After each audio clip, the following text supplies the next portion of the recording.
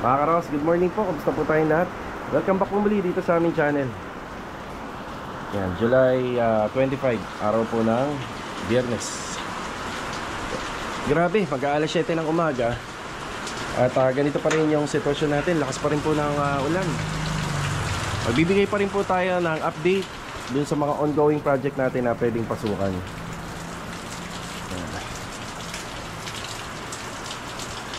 Kamusta kaya yung ibang tropa pagka ganito? Syempre ilang araw na mga walang pasok. Okay pa kaya sila? Paano na tayo pagka ganito, di ba? Ilang araw or lagpas isang linggo na rin na ganito ang sitwasyon natin dito. Sana okay ang lahat.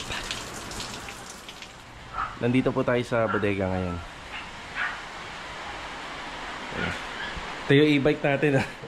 Hindi natin magamit kasi hindi to pwede sa ganitong panahon na tuloy-tuloy pong umuulan. Delikado po siya. Delikadong mabasa dahil di baterya. Pero may mga nakikita akong mga e-bike ngayon na kahit pang baha, talagang hindi po tumitirik.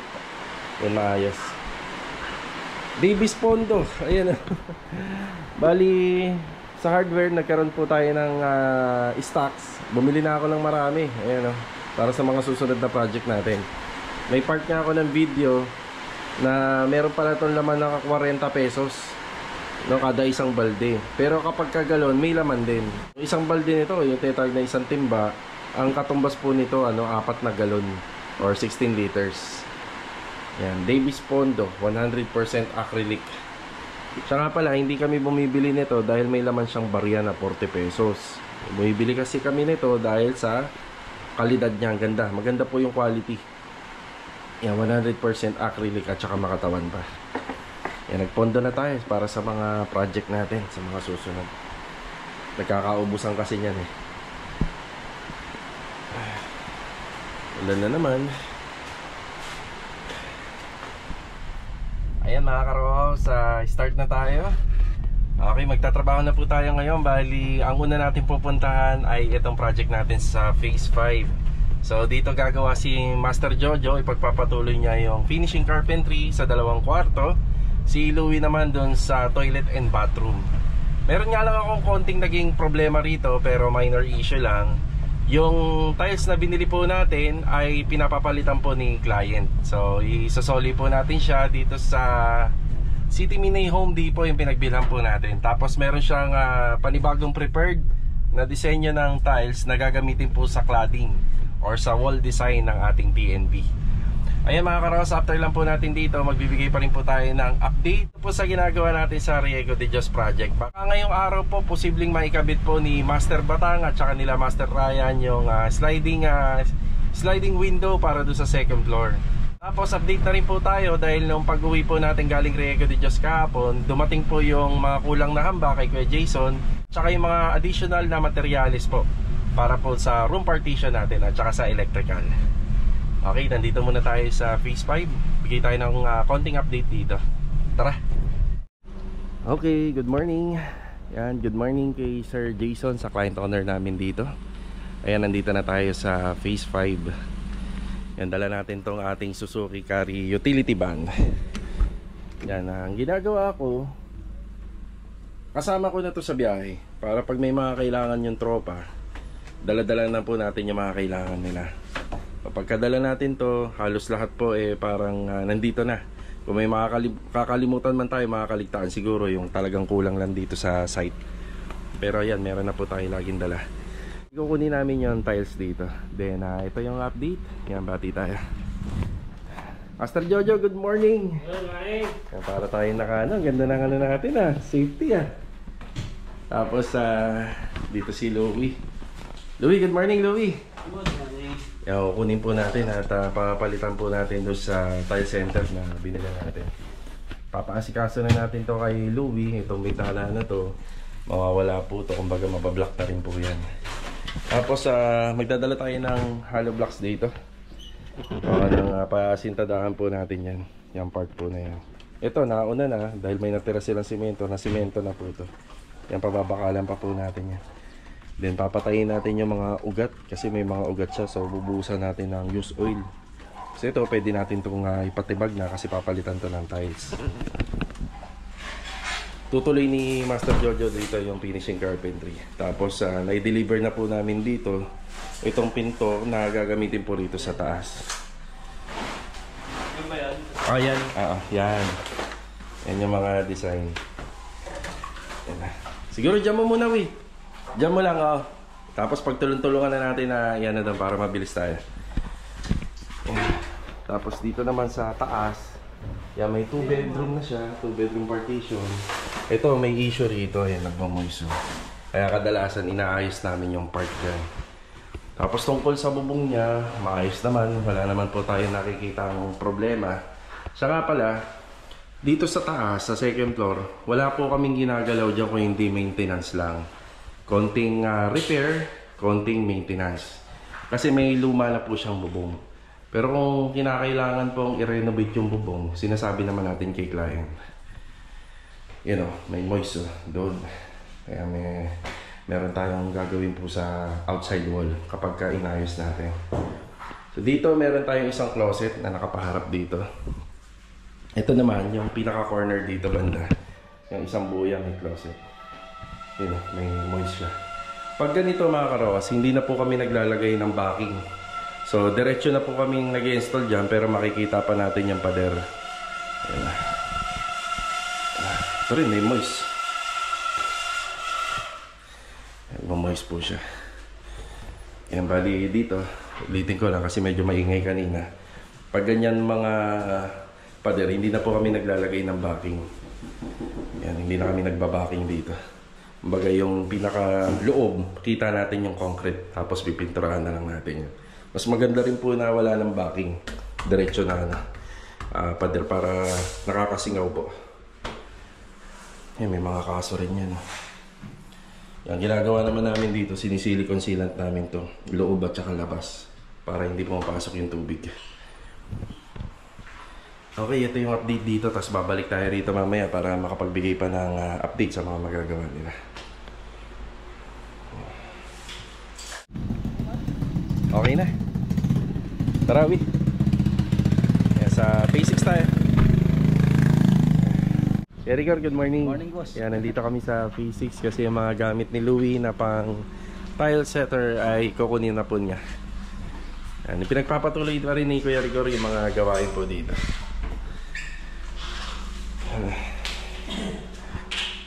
Medyo na po tayo ngayon. Medyo alalay lang sa trabaho. Gawa ng bagyo. Okay na, we? May kukunin ka pa? Yan na. Nakabalik na ulit tayo sa Phase 5. Yan, okay na. Dire-diretso na yung trabaho nila.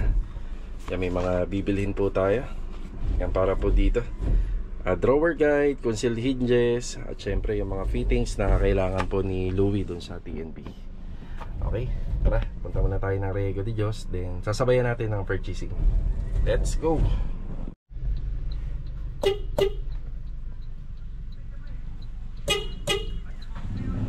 Pare! Ginagawa na? Sige, tawagan mo ako. Ginagawa na po yung sliding window.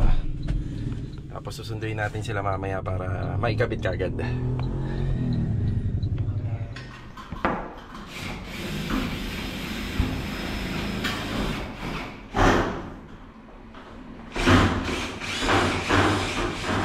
Okay, good morning kila client owner. Ayan, nandito tayo sa Riego de Dios project muna. Yan, bali titingnan ko yung mga dumating. Kasi sa ibang hardware natin to binili. Check muna natin.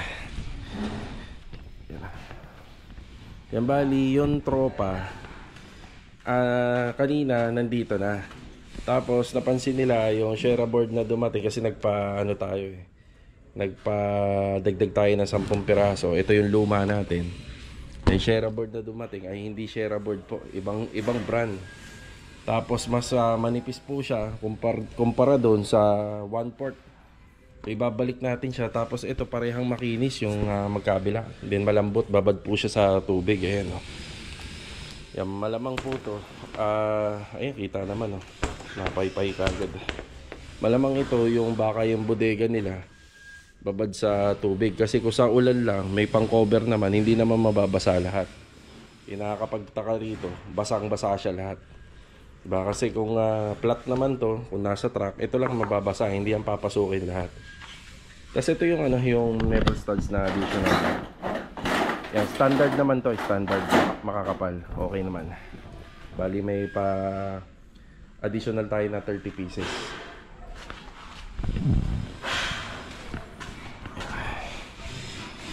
Mukhang wala yung pintor natin, mukhang hindi nakapasok.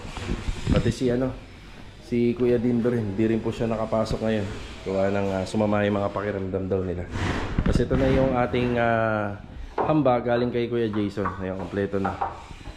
Bali yung isa dito, mas malaki. Gawa ng po siya, pang main door dito.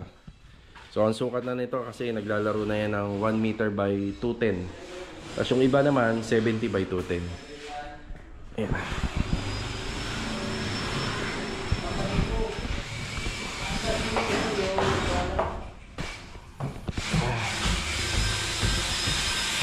Doris, good morning. Good morning. Good morning, Lord.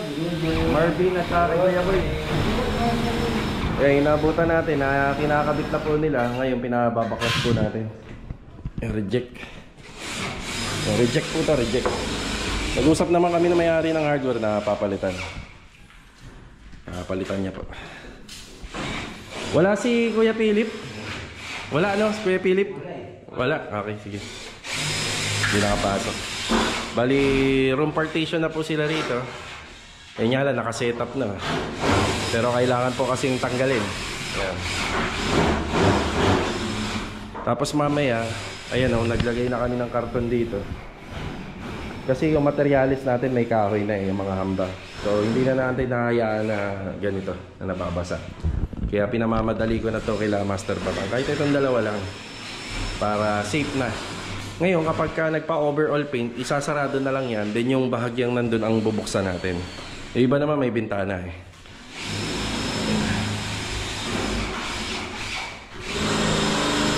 Tsaka yun, palalagyan na rin natin yun. Dulo.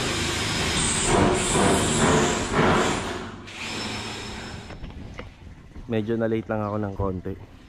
Pero pinagsabihan ko yung mga kasama natin. Reject yung Shera board. Dapat hindi na kinabit. Pero yun nga, buti naabutan natin. 2 piraso pa lang yung nakakabit nila. Pinatanggal na po natin. Ayan. So kailangan maging maselan din po talaga tayo sa pagpili ng materyales. Kasi in the long run tayo magkakaproblema sa kliyente pagka ganyan. Pinaano na natin, pinasoli na, papasoli po natin yan. Tapos magde-deliver ng bago yung hardware. Sa tile center tayo. Yan, bali surprise na lang yung ipinalit ni client kung anong design. Abangan na lang natin. Ang lakas ni ma'am, no? Okay, nandito na tayo sa hardware ni ma'am. Bali, napalitan na po nung hardware yung mga hard deflex board na dineliver nila doon na na-reject. Kaya okay na. Yung nga lang, nagkasalisi kami pag alis ko, siyang dating nila. So ito yung mga pinadeliver natin doon. Sana yun? Ito. Yan. 7,360, 10 Shera board 1 port, 10 utility box at saka 30 metal studs. Tapos itong ibang mga item na to para sa ibang project po natin sa Lumina. Tara. Nakabalik na po tayo rito sa phase 5. Medyo nagtagal tayo dun sa tile center kanina. Yung nandun tayo, sila Master Batang ay pumunta na po ngayon sa Riego de Dios. Dapat po sasamahan ko po sila para dito na lang po sana yung yung mga sliding window. Kaso nga lang maganda naman na yung panahon kaya binahin na po nila. Kaya hindi na masyadong umuulan ngayon. Siguro nagka-install na po sila ngayon doon. So magbe-break time muna tayo after nito. Tapos mag-update ulit tayo sa Riego de Dios. Then babalik po tayo rito mamaya. Kasama nga pala natin si Mrs. Yan. Shower out. Bali ito yung unang pagkakataon na dadali natin tong ating Suzuki dito sa saan yan nasusunugan. Yung mga gamit sa likod. Naisip ko daanan tong project natin dito. Konting update lang. Kamusta? Kasi walang ano rito, walang naka-duty lagi. Tingnan natin. Nandito na tayo sa Anyana Bel Air East. Hindi ako sigurado pero mga ilang oras na rin na hindi umuulan, umahambon. Siguro senyales na to para sa magandang weather. So ito yung iniwan namin dito. Lang naman.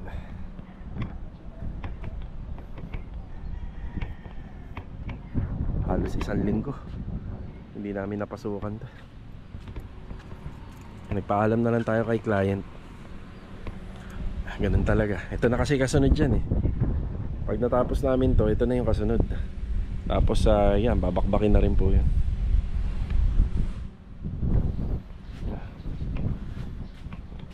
Gamit ng tropa.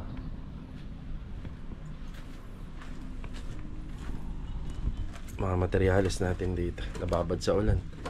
Wala, ganun talaga, hindi naman natin pwede ipasok yan. Yung iba naman dito reject na, pero yung mga ibang coco lumber pwede pa magamit yan.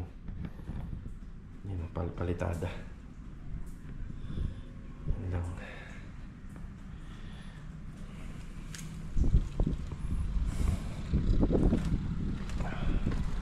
Okay, yun lang po, sinama natin sa vlog para kahit papano dumaan na rin kami kasi dito. Dadaanan po tayo rito sa may Tejero. Siyempre daan na rin tayo rito. Papunta naman tayo ng Riego de Dios project po. Siyempre kasama pa rin natin si Mrs., diba?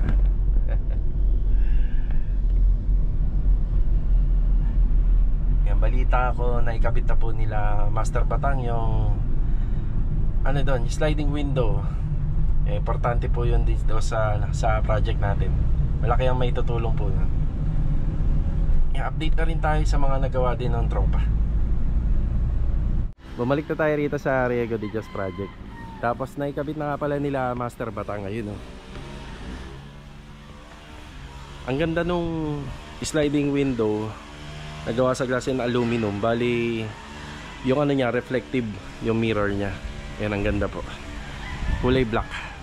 Pero hindi yan yung final color nitong mga pader. Pero light lang din. Yan yung sa plano. Light color lang. Abangan na lang natin. Ang ganda na kapag naikabit. Pati yun dito, nailagay na nga rin po pala. Yan. Kaya dito banda, pinatapos na natin yung masilya. So ang gagawin na lang po rito, bali kokobera na lang po namin ng dyaryo.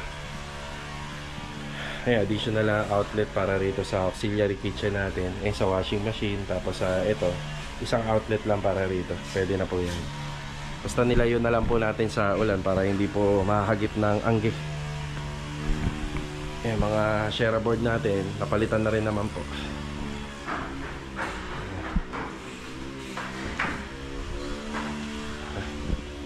Yeah. Tapos dito sa taas tuloy lang yung room partition. Kaya ito hindi muna natin manakoberan tong part na to. Meron na siya si Rojo kasi umabot sa 260 cm yung floor to ceiling. Pero kung wala naman si Rojo, kadalasan nilalagay lang isa 240. Yun na yung mga ginagawa namin sa Lumina Homes. Ganun yung height, 240. Isang ano po siya, isang hard deflex board. Bali dito ang magiging location ng kama. Kasi ito hindi ko pa po muna pinatapos to, pero pwede na po nilang tapusin nung nakita ko. Siyempre bibilangin ko po yung framing niya kung ilan. Yan, dito location ng kama. Tapos naglagay tayo ng outlet dito tsaka rito. Tapos dyan ang magiging location ng closet. Tapos dito sa pangalawang room, yan, dito magiging location ng kama. Pero parang gusto yata ni client dyan sa loft. Nilalagay ko ng loft dyan. Hindi ko muna pinatapos to kasi may ihabang tayo na wiring doon para sa magiging ilaw. Tapos ang cabinet niyan, dahil lang dyan, pwede nga maging location dito. Yan, dyan yung location ng cabinet. Yan, sa hallway. Dito na sila nagtatrabaho. Part na to. Magkakaroon ng ano rito. Magkakaroon ng pintuan dito. Papasok dito sa kwarto na to. Mapapansin nyo lang tong kwarto na to. Wala siyang bintana. Kasi firewall na po yun nandyan. Hindi na po nagpalagay na setback sila client para makuha nila yung actual na sukat. Wala na pong bintana pero may aircon po siya. Nagpalagay na ng aircon. Dito ang magiging suggestion ko kay ma'am, dahil hindi na ganun kalaki yung magiging kwarto po rito. Pwede nga maging location po ng closet dito, isa naka-overhead. Yan dito, naka-overhead dito. Yan, naka-overhead. Tapos nandito yung kama. Tapos pag binuksan yung pinto, hindi tatama yung pintuan dun sa magiging bed frame. Yan. Tapos dito naman ang location ng pintuan papuntang master's bedroom. Ayan, master's bedroom. Ang location ng kama, nandun yung headboard papunta rito. Yan, yan ang location ng kama. Tapos ang magiging cabinet po nila, pwedeng nandun sa dulo or pwedeng nandito. Ang suggest ko nandito. Yan, hanggang banda. Yan yung nasa plano natin. So ito na nga po pala, sliding window. Ang ginawa nila Master Batang kanina. So reflective po siya. Nakikita mo yung labas, yung sa loob. Pag nasa labas ka, yung loob, hindi mo masyadong kita pagka umaga. Yan, diba? Madilim, madidiliman sila.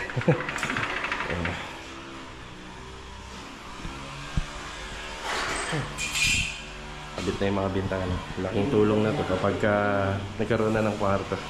Hindi na papasok yung moisture ng ulan kahit mag-uulan-ulan pa. Tapos dito po pala banda, hindi po nila maihahabol ngayon to. Yan, baka isusunod na lang po. Kaya ito hindi ko muna pinakakabit kasi mababasa po ng ulan, mabababaran po ng ulan. Ipapahabol ko po muna to. Yan, itong bintana na to kapag naikabit saka ako ipapatapos na. Yan, ito yung update natin dito sa Riego de Dios project. Nandito na tayo sa phase 5. Yan, tuloy-tuloy kami kasama si Mrs. Yan, dire-diretso na para makapag-ano tayo, makapag-pananghalian na. Bali, ang time check natin ngayon is mag-alas 3 na rin po ng hapon.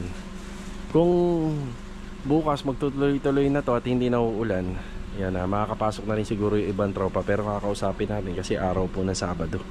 Baka araw ng Linggo, baka may pasok po kami. Yan, bali update tayo dito sa bahay ni Sir Jason. Medyo makalat pa kapag natapos tong ano nito, yung mga pagpuputol ng plywood. Medyo maglilinis po tayo rito pa unti-unti. Wala naman po kasi tayong ibang bodega na pwede po natin paggawa ng pagtatabas. Dito lang po talaga. Yan, alalay na lang. Sa ganitong klaseng renovation, naka-tiles na po yan. Talagang alalay lang po talaga ang trabaho. Kailangan medyo masinop. Tapos si Louie rito, bali preparasyon lang po muna siya. Bago mag-install ng tiles, kailangan po maayos na yun sa drain ng lavatory, water line. Tapos yung abang din po sa water closet, binabago rin po namin yan according dun sa plan. Tapos yun sa ano rin po, sa shower area. Ayan, may mga markings na si Louie dyan, dire-diretso. Tapos ito nga po pala, matatanggal po to. Then papalitan po natin to ng aluminum. Yan, aluminum door. Tapos dito sa taas, yan, bali dalawang closet ang gagawin po natin dito. Isa rito, yan, isa po dyan, tsaka dito. Yung ginagawa ni Master Jojo dito, bali pintuan na lang po yan. Then, may divider na lang po yan sa baba. So wala na po siyang wala na po siyang backing. Yung backing, yung dati may makikita pa po kayong plywood.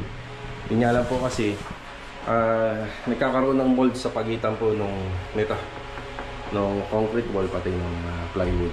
Tapos tinitirhan din ng insekto. Ay, mas maganda yung ganyan.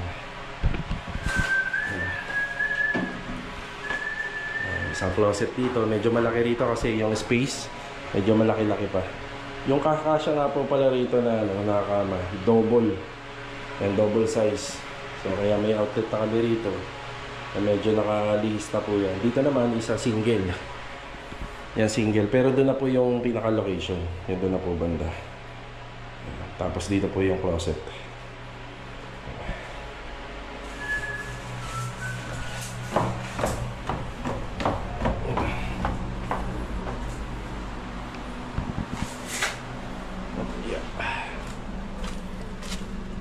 Yung dito po banda, may papasemento po natin yan kasi may waterline po tayo na ilalagay po diyan banda. Lagay lang po talaga tayo ng buhos para hindi maputik. Pero ito pong banda na to, hindi na po pwede unless meron po siyang permit or construction ban. Yan, hanggang dito na lang po muna yung vlog natin mga karokas ngayong araw po ng Biyernes. Kita-kita na lang po ulit tayo for the next video. Maraming salamat nga po pala sa pagsama ngayon at walang sawa niyo suporta dito po sa aming channel. Paalam po muna. Ingat po tayong lahat. Tara.